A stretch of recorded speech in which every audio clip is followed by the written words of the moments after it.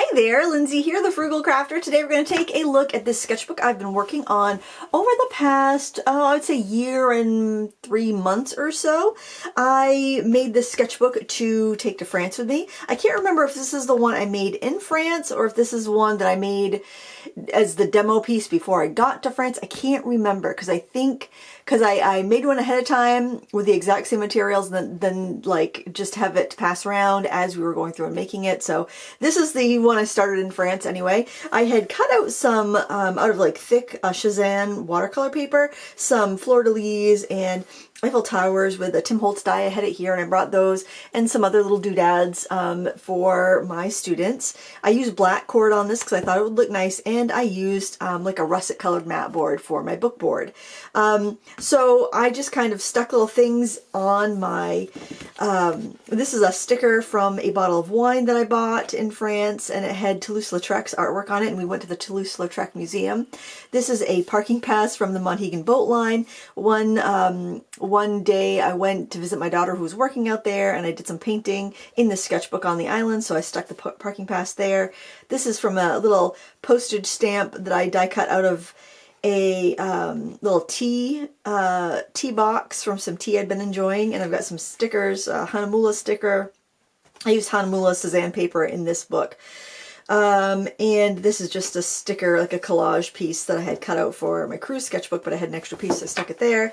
I've got a sticker from St. Louis Art Supply and another Hanamula sticker. So let's take a look. Some of these pages might be upside down depending on how I was holding it.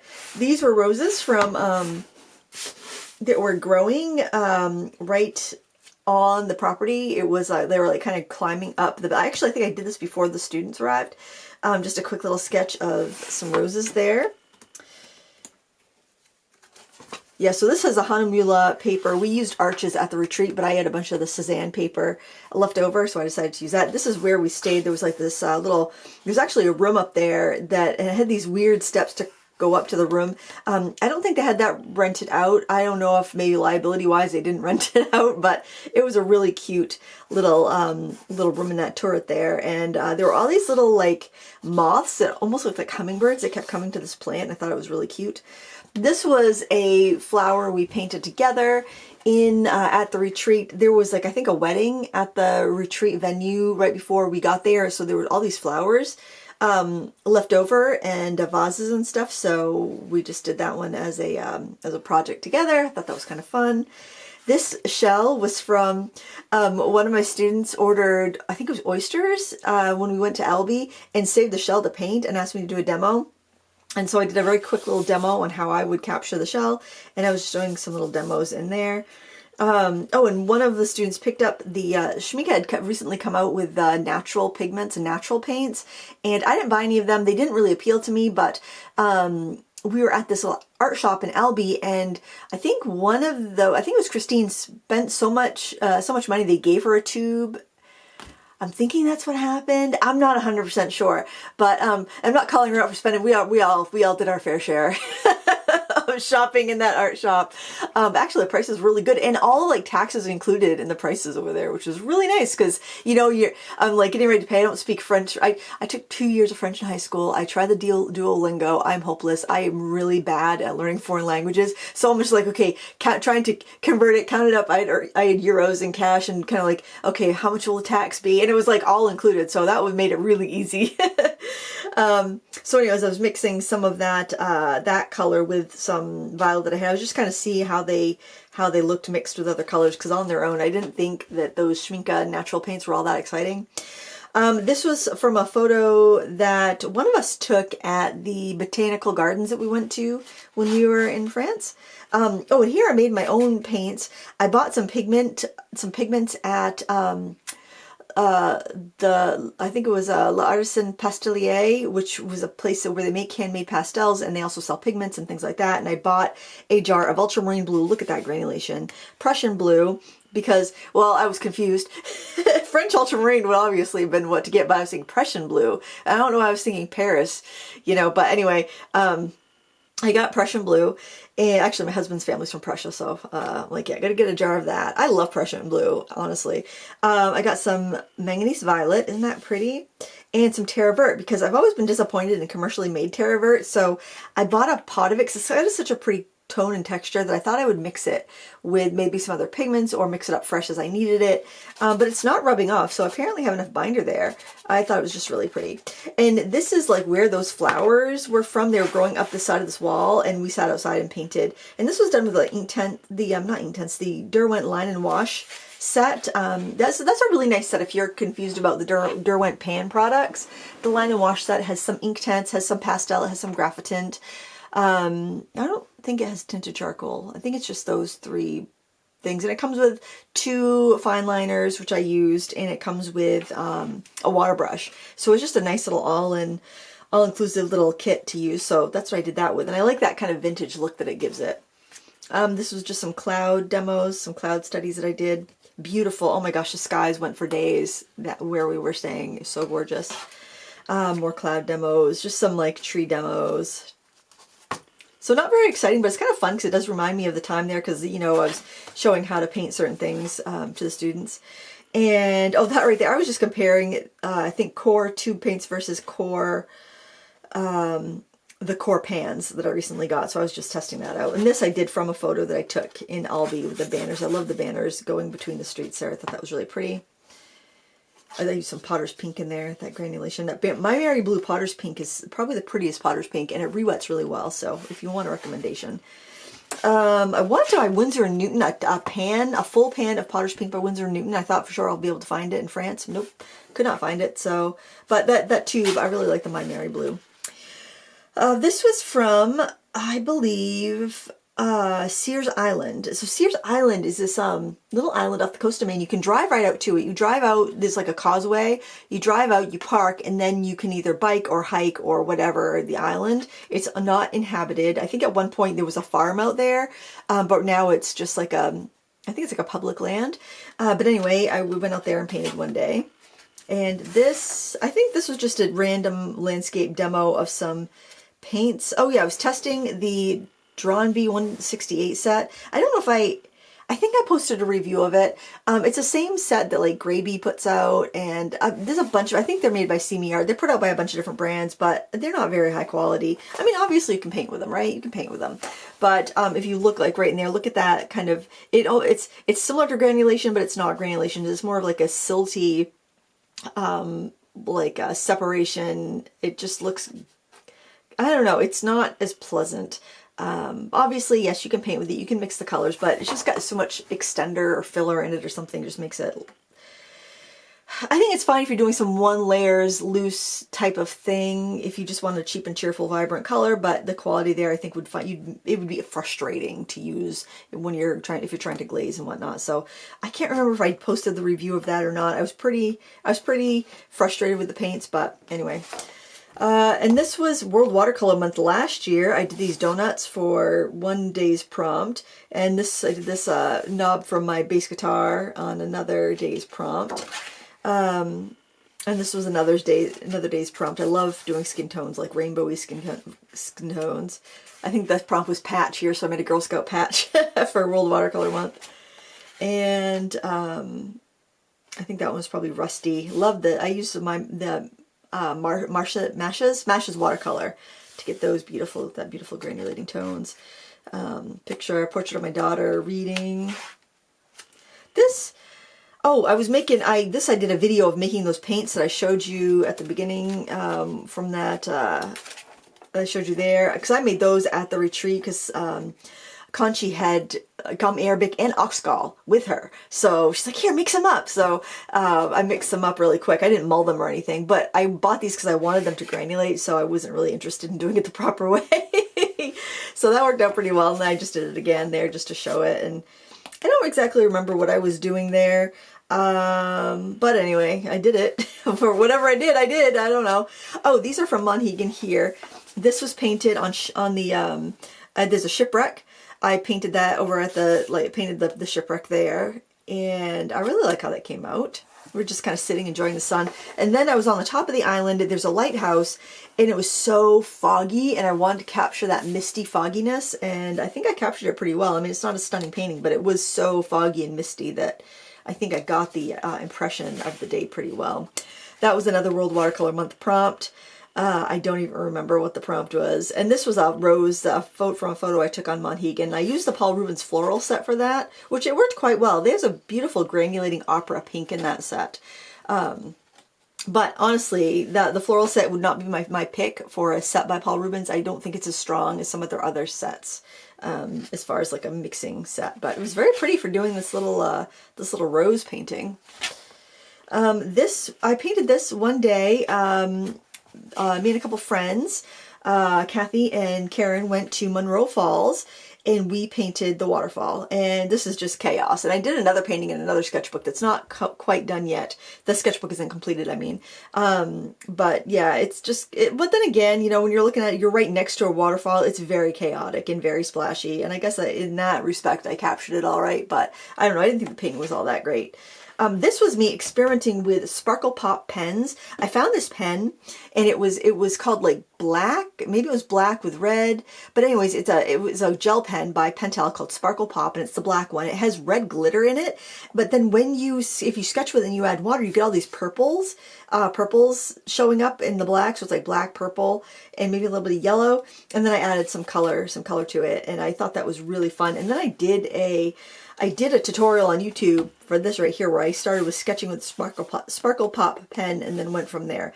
So that was a lot of fun. If you ever feel like you're in a rut and you just want you want something cheap that you can play with, that can pull you out of the rut, just buy one black Sparkle Pop pen. They sell them open stock. They're a couple bucks. And that can really pull you out of the rut, because look how pretty that is. It just gives you a different kind of ephemeral feeling, and so fun. I'll try to remember to link that down. I know Blick carries them open stock. Otherwise, you might need to buy a pack of 8 if you're like buying them on Amazon. Plus, open stock things on Amazon, if you did want to buy that one black pen, you probably cost as much as a pack of 8. This was just my breakfast one day. I made the bowl. I made the bowl out of clay and glazed it and whatnot. This was another World Watercolor Month. Oh, it was funny because I was looking for a reference photo and I found one. And as I started looking really closely, I think that this was the shell on the beach was like edited in, because as I started to look really close, things didn't add up. But yeah, I did my best to make it work. And this one, I have a video, a live stream I did of drawing and painting the sky here on a wakeboard. This was probably also a World Watercolor Month one, because it's not something I would have painted on my own, I'm sure, without having some sort of prompt. But I think I was playing with the Paul Rubens fluorescent paints on that one. This was really fun. This was pen and ink and watercolor, and I really enjoyed painting this. I did a little, no I didn't. I was thinking I did some stamping, but no I didn't. I painted those little flowers in there, but this is something you totally could do if you rubber stamped and you had a vintage typewriter. That would work really well, but I did sketch that one on. And apparently I made some mistakes, because I can see where I went in with a white pen and cleaned stuff up on the edges. But I love the little cross hatching in there. I thought that was really effective, and I thought that was kind of a nice little thing. I didn't know what to put on the paper. But I thought that actually would make a really nice greeting card. Maybe I'll scan it one day, and then you could stamp or write a sentiment onto or I could just scan it and I could type in what I wanted to using a typewriter font and then print it out. I'll have to file that away. I think that would make a really nice little greeting card. Someday, maybe. Who knows? Oh, this was fun. This was one day we went to this wasn't the same day we went to the waterfall, I don't think, but we drove by this place. It's just a little train station in Belfast, Maine, and I don't know if it runs. I think they do some like little, I think they will take this train, like run it from Belfast to Unity and do like a little picnic lunch or something. I've got to find out more about that, because it sounds like it's really fun. I know you can like pay, and there'll be like a lobster feed, or I think there's vegetarian options. I think they do certain like little kind of like luncheon type. I really have to find out about that, because that sounds like fun. And anyway, we just hung out here and we painted, and there were people working there. The train wasn't running that day, but I think it's just like kind of like a historical society thing. So I sat out there, we painted. I went with a group of friends, but I kind of just did my own thing. I don't know what was up with me that day. I was definitely in kind of a needed to be alone. I just kind of wanted to be on my own, do my own thing. I don't know what it was. I think something was. Maybe I was freaking out because the kids were going off to school or something. I don't know. Oh, you know what? I was probably freaking out because Lila was about ready to leave the country for a semester abroad. That's probably why I just needed to like paint and not talk to anybody. But so I painted this little scene here.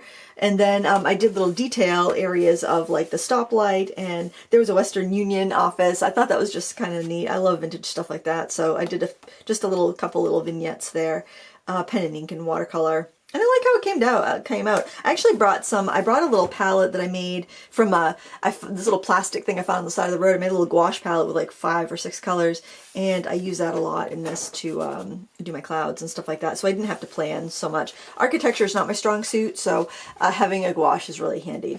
This, I think, was a World Watercolor Month. It was like probably sweets or candy or something. I don't know. But I did I had this bag of Christmas candy, and I think I tossed it after this because it had been around for a while. I don't even know why. I think I got it in like my stocking from my mom. And I'm not a big candy hound, and but I thought they would be kind of cool to hang on to for, for drawing. And this is a picture of, if you ever watch the show Firefly, Janeway's hat. I thought that would be really a fun project to do for that prompt. And this is my husband just got an electric drum kit, so I painted that one day. I thought that came out pretty nice. I love the colors. And this I just took a bunch of like different inspirational tools that I had around the studio. So I've got the Palette Scout by Zolly. Honestly, I haven't figured out a way to really use that. It's just kind of sitting there. I've got a Fandex of Glidden colors. These are so old. These are back when we first bought the house, I think, back in '99. I was buying bunches of paint to do the different walls, and so I asked them if they ever sold the big thing of swatches, because I had a bunch of rooms to do and it would just be really handy to hold it up in the light. And they gave that to me at the Home Depot. And I think it was Home Depot or Lowe's, one or the other. I don't know if Lowe's was around at that. Maybe it was Home Quarters. Who the heck knows? What was around in 1999 around here? I don't know. Bangor, Maine area. Then I've got a color cube back there, which I love the color cubes. That's probably my most used, most recommended kind of creative prompt thing. At the art dice. I got all kinds of stuff here. Those were the Palette Scout things. I don't know, sometimes it's fun just to look at colorful, to kind of deal out color cards and see what sparks, because, we get in the habit of using the same colors over and over again.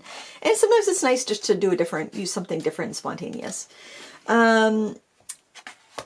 This is a painting out in the backyard. I think I was trying out a new easel or new palette, a new travel palette or travel painting thing, and I just did a quick little demo picture just to see how I liked the way the easel felt and whatnot. I think it was a Lightwish wooden palette thing, which is really nice, but man, I have yet to find the thing that beats a portable painter for me painting outside. Just me personally, everybody's different, but I think that's what that was from. This was last summer. We went to Vaughan Woods in Hollowell, Maine, or Augusta, I'm not sure, but Shanna from Caution Artist at Play mentioned this place, so Angela, Karen, and I met her out there, and we painted there. Then we went out for a delicious lunch at Saro's in Hollowell.